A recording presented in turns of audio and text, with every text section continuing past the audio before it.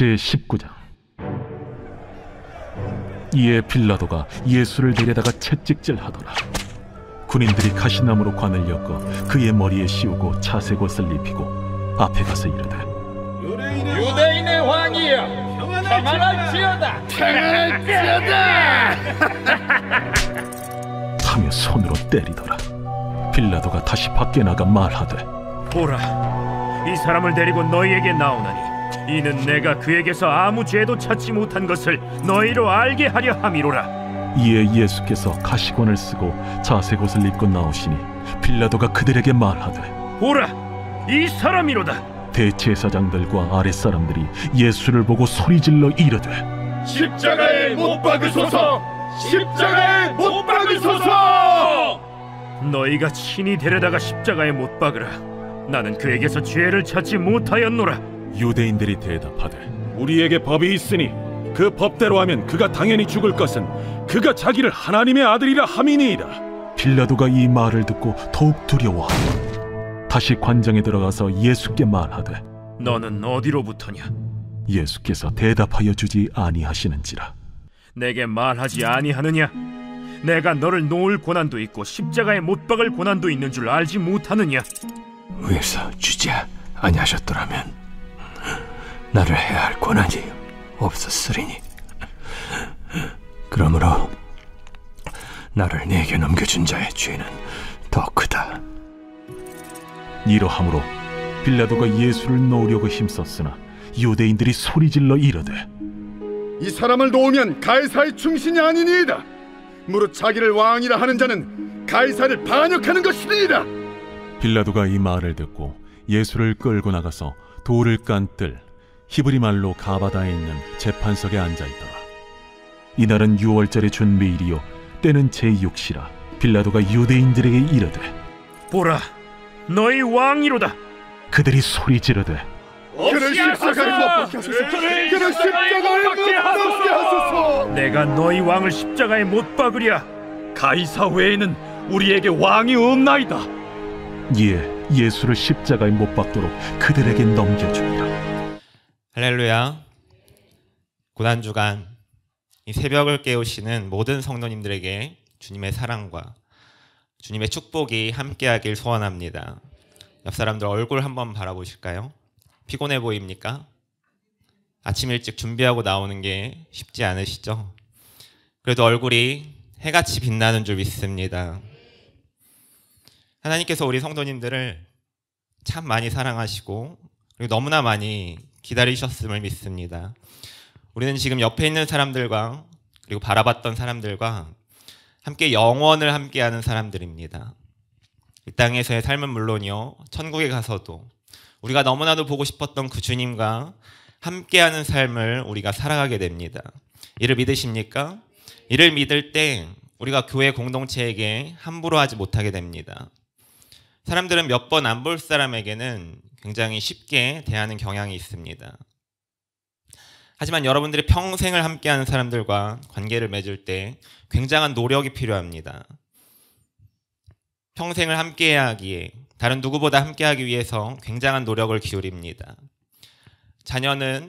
부부는 어떻습니까? 부부와 함께 굉장히 오랜 시간 함께 살아야 하기에 서로가 굉장한 노력을 기울여야 함께 살아갈 수 있습니다. 자녀도 그렇습니다. 자녀도 하나님께서 주신 자녀를 잘 양육하기 위해서 여러분들 삶에서 굉장히 많은 노력들을 하시지 않습니까? 그렇다면 영원을 함께하는 교회 지체들에게는 여러분 어떻게 하십니까? 영원을 함께하기 위해서 내가 좀 더 사랑해주고 좀 더 보듬어주고 좀 더 아껴주고 좀 더 희생해야 함이 맞음을 분명하게 우리는 알아야 합니다. 우리는 이 땅 가운데 교회를 통해서 이와 같은 천국의 삶을 훈련하는 중입니다. 로마서 1장 17절에 보시면 복음에는 하나님의 의가 나타나서 믿음으로 믿음에 이르게 하나니 기록된 바 오직 의는 믿음으로 말미암아 살리라 함과 같으니라. 내가 복음을 듣고 예수님을 믿음으로 구원에 이르게 되었습니다. 그런데 이 믿음은 나의 천국 여정의 출발점입니다. 이 믿음의 시작이라는 의미는 예수님을 믿는 믿음으로 이 땅에서 내가 다듬어지고 깎여나가며 내가 아닌 오직 믿음으로 살아가는 삶을 시작하게 되었다는 의미입니다. 이 믿음의 여정이 어디서부터 어디까지인지는 그 누구도 아무도 모릅니다.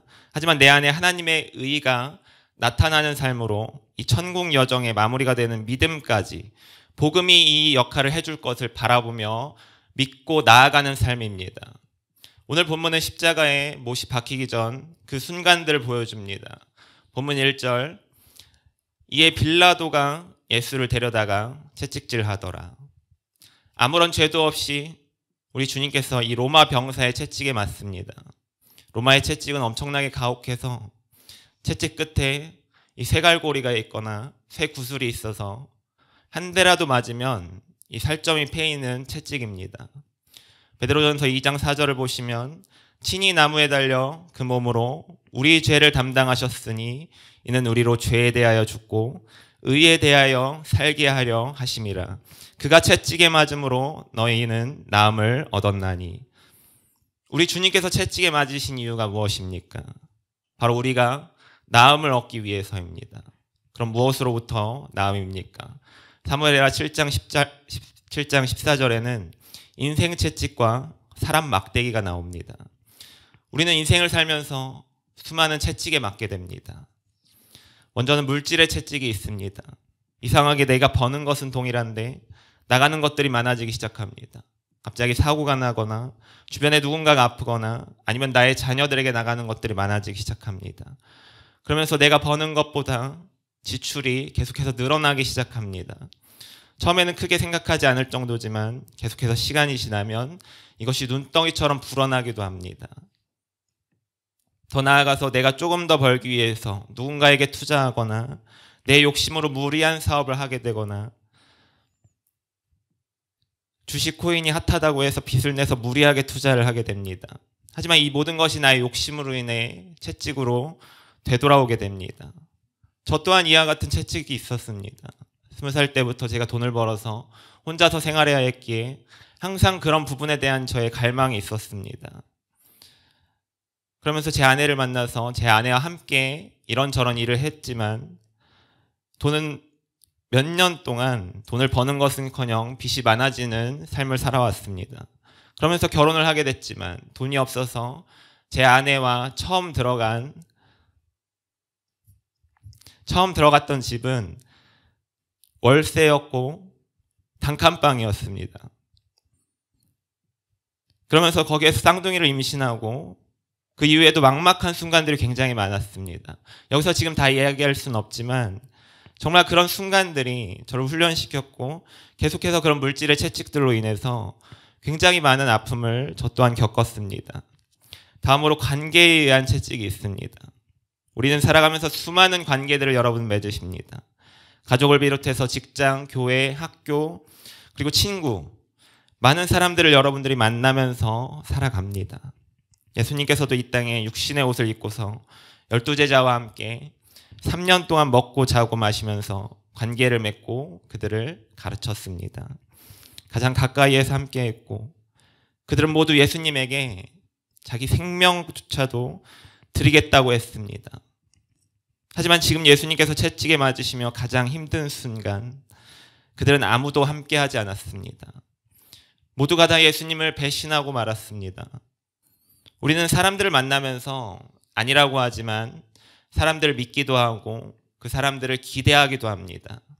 계속해서 그런 사람들을 우리는 찾아다닙니다. 나의 아픔을, 상처를 보듬어 줄 수 있는 사람, 나의 물질적인 어려움을 좀 해결해 줄 수 있는 사람, 나의 기대를 충족시켜 주는 사람, 그렇게 계속해서 내가 믿어왔지만 하지만 그런 사람들은 나를 끊임없이 배신합니다. 교회 안 다니는 사람, 교회 안 다니는 우리 남편 전도하기 위해서 이것저것 남편의 비위를 맞춰주고 남편이 이번 주는 교회 간다는 이야기를 듣고 내가 기뻐할 수 있습니다. 그런데 주일 아침이 되고 함께 교회 간다는 들뜬 마음으로 준비를 하기 시작하지만 남편의 입에서 나 오늘 교회 못 가, 나 오늘 교회 안 가, 약속 있어, 이런 얘기를 들을 때 얼마나 배신감이 듭니까? 자녀는 어떻습니까? 어릴 때는 어르고 달려서 교회로 데려왔지만 머리가 커지기 시작하자 나의 기대와는 달리 교회에 오지도 않고, 그렇다고 자녀의 삶이 나의 기대를 만족시켜 주지도 않습니다. 적어도 이 정도는 해주길 기대하고 바랬지만 그렇지 않은 모습이, 그 기대가 여지없이 배신당합니다. 여러분들, 전도를 하면서도 수많은 배신의 순간들이 있습니다. 교회에 오겠다고 약속을 해서 데리러 가보지만 나오지 않습니다.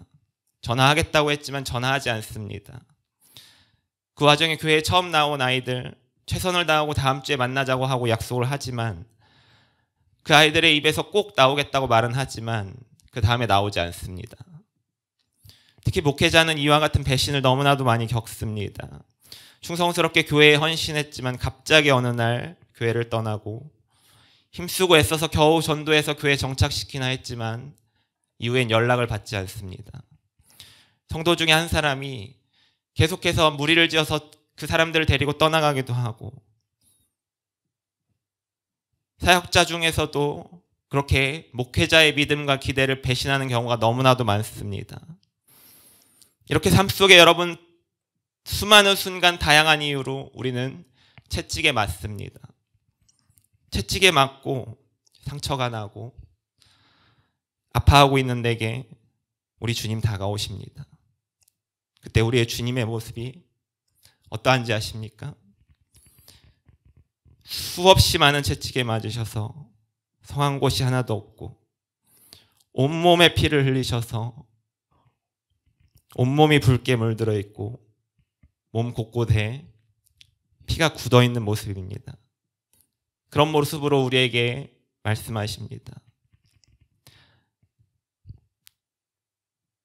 내가 왔다. 네가 채찍에 맞아서 아픈 상처 내가 낫게 하기 위해서 내가 지금 너에게 왔어. 세상 속 모든 것들은 로마 군병과 같이 나를 채찍으로 때리기 위해서 기다리고 있습니다. 하지만 나의 주님은 그렇지 않습니다. 수없는 채찍에 맞아서 고통당하고 있는 나를 위해 기꺼이 이 땅 가운데 내려오셨습니다. 그런 주님 안에 있을 때 나는 치유받게 됩니다. 예수님 안에 있을 때 우리는 세상을 이기게 됩니다. 세상을 이긴다는 표현이 무엇입니까? 더 이상 상대방이 나에게 아무것도 할 수가 없어질 때 우리는 이겼다라고 표현합니다. 우리가 주님 안에 있을 때 그 무엇도, 그 누구도 우리에게 영향력을 미칠 수가 없습니다. 나만 있을 때에는 계속해서 내가 세상 가운데 나 혼자 채찍에 맞았지만 주님께서 오심으로 인해 나는 주님 안에 있으며 주님께서 대신 채찍에 맞으심으로 나의 상처를 계속해서 낫게 해주셨습니다. 그렇게 나은 상처에 여러분 흔적이 남습니다. 그러나 흔적이 있음은 주님께서 나의 상처를 치유해 주셨던 그 은혜를 기억하게 합니다. 우리 예수님께서 이와 같이 우리와 여러분을 사랑하시는 분입니다. 나를 위해 모든 수치를 겪으셨고 모든 조롱을, 그리고 수많은 채찍에 맞으시고 이 십자가에서 손과 발에 못이 박혀도 나를 향한 이 사랑을 거두지 않으시는 분입니다. 사랑하는 성도님들, 이런 예수님을 우리가 경험하게 되면 나의 모든 것이 달라질 수밖에 없습니다. 만약 지금 이 순간 교회 앞에 불이 났다고 한번 생각해 보십시오. 그럼 성도님들, 이 자리에 가만히 앉아 계실 분이 단 한 분도 없을 겁니다. 100이면 100 모두 다 불이야 하면서 소리 지르고 다 밖으로 뛰쳐나가면서 불을 누군가는 119에 신고하고 누군가는 소화기를 들고 불을 끄기 위해서 왔다 갔다 하면서 이렇게 움직일 겁니다. 그렇다면 내 안에 성령의 불이 들어왔다고 한번 생각해 보십시오. 나는 정말 이 불을 봤을 때는 뜨겁지 않더라도 내 눈앞에 불이 있는 것을 보면 그렇게 방방 뛰면서 평소와 다른 모습을 보여주는데, 여러분 내 안에 불이 들어왔다고 한번 생각해 보십시오. 그러면 무조건적으로 다른 삶의 모습을 보여줘야 정상입니다. 정말 답답할 정도로 바뀌지 않는 나의 모습이 끊어지고 주님만 붙들며 주님의 말씀대로 살아가는 역사가 일어나게 됩니다. 저는 우리 성도님들께서 이와 같은 성령의 불을 받으시기를 축복합니다. 이와 같은 성령의 불이 저와 여러분의 가슴 속에서 뜨겁게 불타오르기를 축복합니다. 누가복음 11장 13절은 이렇게 말합니다. 너희가 악할지라도 좋은 것을 자식에게 줄 줄 알거늘 하물며 너희 하늘 아버지께서 구하는 자에게 성령을 주시지 않겠느냐. 마태복음 7장 7절에서 8절 구하라 그리하면 너희에게 주실 것이요 찾으라 그리하면 찾아낼 것이요 문을 들이리라 그리하면 너희에게 열릴 것이니 구하는 이마다 받을 것이요 찾는 이는 찾아낼 것이요 두드리는 이에게는 열릴 것이니라. 오늘 이 시간 주님의 뜨거운 사랑을 가슴속 깊이 묵상하며 기도할 때 성령님을 구하고 찾고 두드릴 때 저와 여러분의 마음속에 차고 넘치도록 부어주실 줄 믿습니다. 우리 이 시간 기도하겠습니다. 사랑의 주님, 나를 위해 채찍에 맞으시고 조롱당하시고 수치를 당하시고 십자가에 못 박히면서까지 나를 사랑하시는 은혜를 감사드립니다. 나의 가슴속에 주님의 사랑을 품게 하시며 거룩한 성령님을 구하오니 나의 마음속 뜨거운 불과 같이 임하게 하여 주옵소서. 그러므로 더 이상 이전의 모습으로 세상을 살지 않고 달라진 모습으로 세상을 이기게 하여 주옵소서. 고난 주간 헌금을 드린 손길들 축복합니다. 수고 남아서 드린 것이 아닌 구별하여 드렸사오니 우리 주님 기쁘게 받아주시며 하늘에서의 복과 이 땅에서의 복으로 갚아 주옵소서. 이 모든 것 사랑이 많으신 예수님의 이름으로 기도합니다. 아멘.